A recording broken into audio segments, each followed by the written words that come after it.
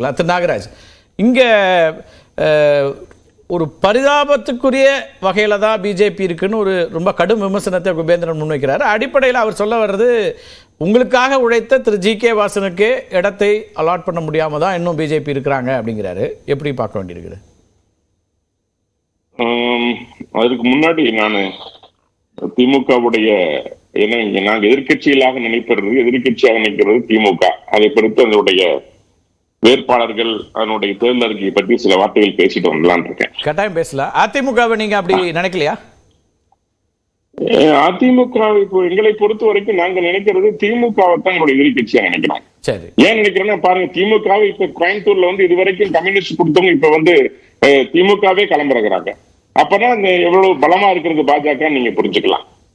அந்த வகையில் மேற்கு மண்டலங்கள்ல திமுக எப்பவுமே பலவீனம்னு சொல்லக்கூடிய இடத்துல இல்ல நாங்களே நேரா நிக்கிறோம்னு அவங்க முடிவெடுத்ததா அப்படி பார்க்க முடியாதா? நீங்க அப்படி பார்க்க வேண்டியதில்லை. அப்படின்னா அவங்க முன்னாடியே எங்களுடைய கோட்டைன்னு சொல்லிட்டோ அல்லது அப்படி இருந்தாலும் முன்னாடி பல ஆண்டுகள் அவங்க அந்த பணியை செய்யவே இல்லை.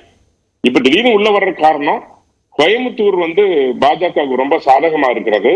எனவே நாம் களமிறங்க வேண்டும், அதுக்கு எதிர்ப்போட்டுகளை நாம் வாங்க வேண்டும், மறுபடியும் செய்ய வேண்டும் என்கின்ற அந்த பயம்தான், பாஜக ஜெயித்துடுவேன் என்கின்ற பயம்தான் அவனுக்கு காரணமா இருக்கு.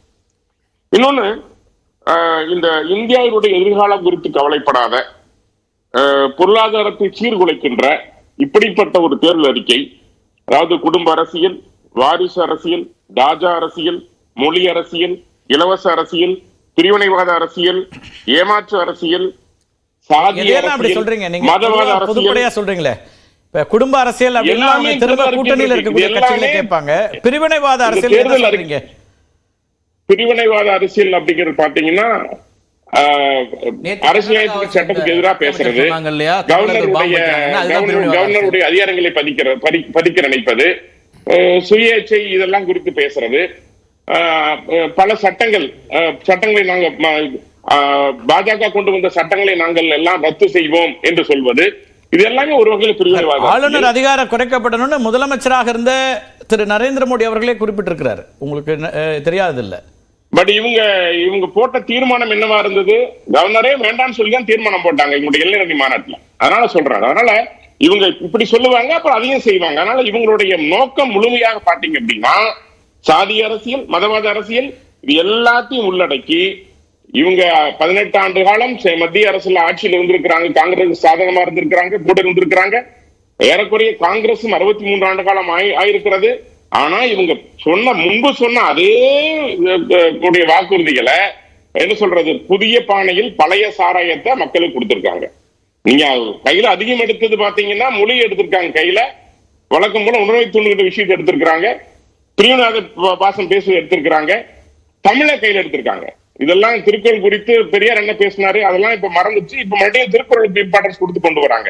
இவங்க செய்ய தவறியதை, செய்யாததை மீண்டும் அந்த உணர்வு அரசியலை, உணர்ச்சி தூண்டுகிற அரசியலை கொண்டு நிறுத்தி இருக்கிறது திமுக. தமிழ் மொழியின் உயர்வை பத்தி பிரதமர் மோடி பேசினா அது மொழி மீதான அன்பு, நேசம். திமுக பேசினா அது வெறியை தூண்டுறாங்கன்னா எப்படி சார்? அந்த ஒப்பீடே சரியா தெரியலையே சார். இல்ல, இதுவரைக்கும் அவங்க செஞ்சிருக்கலாமே. இப்போ நீங்க திமுக ஒன்னும் புதிதா ஆட்சி, பாஜக மாதிரி தமிழ்நாட்டுல புதுசா உள்ள ஆட்சிக்கு வரல. இது வரைக்கும் ஆட்சி செய்யல, ஆட்சிக்கு வர நாங்க முயற்சி எடுத்துட்டு இருக்கிறோம். ஆனா இவங்க ஆட்சி செய்து 35 ஆண்டு காலம் திமுக ஆட்சி செய்திருக்கிறதே தமிழ்நாட்டுல. நீங்க திரும்ப திரும்ப ஒன்னையே சொல்லிட்டு இருக்கீங்களே, செய்யாத விஷயத்தையே சொல்லிட்டு இருக்கீங்க. செய்யக்கூடிய தகுதி இருந்தோம், எந்த சமரசமும் இல்லாம அப்படின்னு அதை பார்க்க முடியாதா? மொழி கொள்கையோ அல்லது மாநில உரிமையோ எல்லா விஷயங்களையும் தொடர்ச்சியா நாங்க வலியுறுத்துறோம் அப்படிங்கிறது. இது மாதிரி ஒரு வாய்ப்பு கிடைச்சிருக்குமா திமுகவுக்கு? 18 ஆண்டு காலம் காங்கிரஸ்ல வலிமையா இருந்தாங்க, எதை வேணா சாதிச்சிருக்கலாமே. இப்ப கச்சத்தீவை குறித்து பேசுறாங்க, பெட்ரோல் 70 ரூபாய் தருவேன்னு சொல்றாங்க. நான் கேட்கிற ஒரே கேள்விதான், 1.2 lakh ஸ்கோர் கடன் இருக்குது கடந்த ஆட்சியில. அதை நாங்க திருப்பி கட்டிட்டு 2.4 லட்சம் கோடி வட்டியோட சேர்த்து கட்ட வேண்டிய கட்டாயம் இருக்கிறது. பொருளாதாரத்தை பத்தி கவலைப்பட்டாங்களா? இவங்க கொடுத்த போன தீர்ப்பு லோக்கல்ல கொடுத்த அவங்களுடைய ஏதாவது ஒரு கோரிக்கை, கல்வி கடன் சொன்னாங்க. 98 பாரதிய ஜனதா கட்சியினுடைய ஆட்சி மத்தியில் அமைஞ்சிருச்சு. அப்போதுல இருந்து நீங்க அதுக்கு முன்னாடியில இருந்தே பொது சிவில் சட்டம் அல்ல உங்களுடைய கொள்கை சார்ந்த பல்வேறு அம்சங்களை சொல்லிட்டு இருந்தீங்க. செயல்பாட்டுக்கு இப்பதான் வர முடிஞ்சிருக்கு. சில விஷயங்களை செய்திருக்கிறீங்க உங்களுடைய தேர்தல் அறிவிப்புகள்ல அல்லது தொடர்ச்சியா நீங்க சொல்லக்கூடிய விஷயங்களை. அப்படி அதற்கான ஒரு காலகட்டம்னு இருக்கலாம்ல. நீங்க மொழியில என்ன செஞ்சாங்க இத்தனை ஆண்டுகள் அப்படின்னு கேட்கறதுனால அதுக்கான மாற்று கேள்வியை அதை நான் முன்வைக்கிறேன். அதாவதுங்க பல விஷயங்கள் செய்ய முடியும். பொது சிவில் சட்டம், ஒரே நாடு ஒரே தேர்தல் நாங்க முறைப்படி கருத்து கணிப்பு கேட்டு மக்களோட கருத்துக்கள் கேட்டு முறைப்படி செய்கின்ற கட்சி பாரதிய ஜனதா கட்சி. ஆனா மொழி விஷயங்கள் எல்லாம் திமுக இவங்கதான் பேசிட்டு இருக்காங்க, பண்ணி முடிச்சிருக்கலாமே. ஓகே, இவ்வளவு ஆண்டு காலம் தேவையில்லை. நாம சூர்யாட்ட அந்த கேள்விகளை வைக்கலாம். Okay right. சூர்யா, மொழி, சாதி, மதவாதம் இப்படி பல்வேறு அம்சங்களை கொண்டதாக தான் இந்த அறிக்கை இருக்கு. இது நிறைய பிரிவினைகளையும் பேசுது அப்படிங்கிறது. ஓகே, ஒன்றும் இல்லை சார்.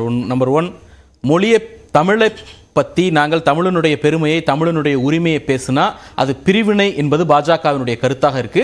அதுக்கு மக்கள் என்ன முடிவு சொல்லுவாங்களோ அது சொல்லுவாங்க. இது நம்பர் 1.